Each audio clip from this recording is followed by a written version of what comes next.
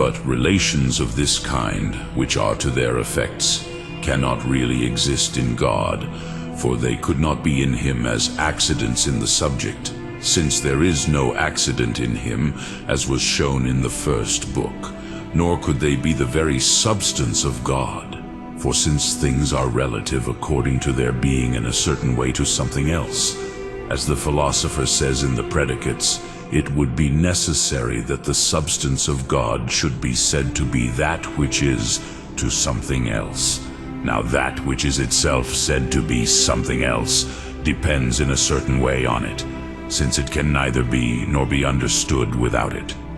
It would therefore be necessary that the substance of God should be dependent on something external.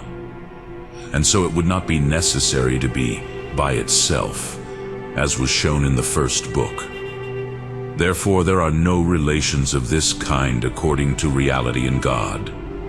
Again, it was shown in the first that God is the first measure of all beings. Therefore, God is compared to other beings as the knowable to our knowledge, which is its measure. For from what a thing is or is not, opinion and prayer are true or false, according to the philosopher in Predications. Now although the knowable is said to be relative to knowledge, yet the relation according to the thing is not in the knowable, but only in the knowledge.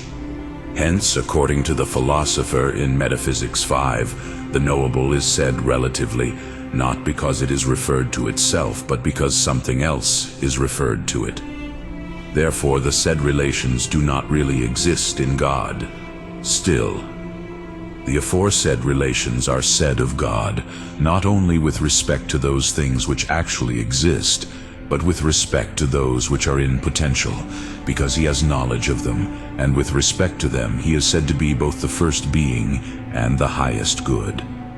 But there are no real relations between that which actually exists and that which is not actually, but potentially.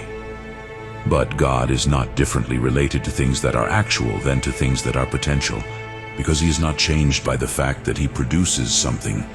Therefore it is not related to other things by a relation really existing in itself. Further, to whomsoever something new comes, it is necessary to change it, either by itself or by accident. But certain relations are spoken of God anew, such as that he is the master or governor of this thing which begins to be anew. If therefore some relation were predicated of really existing in God, it would follow that something would come to God anew, and thus that it would change either by itself or by accident, the contrary of which was shown in the first book.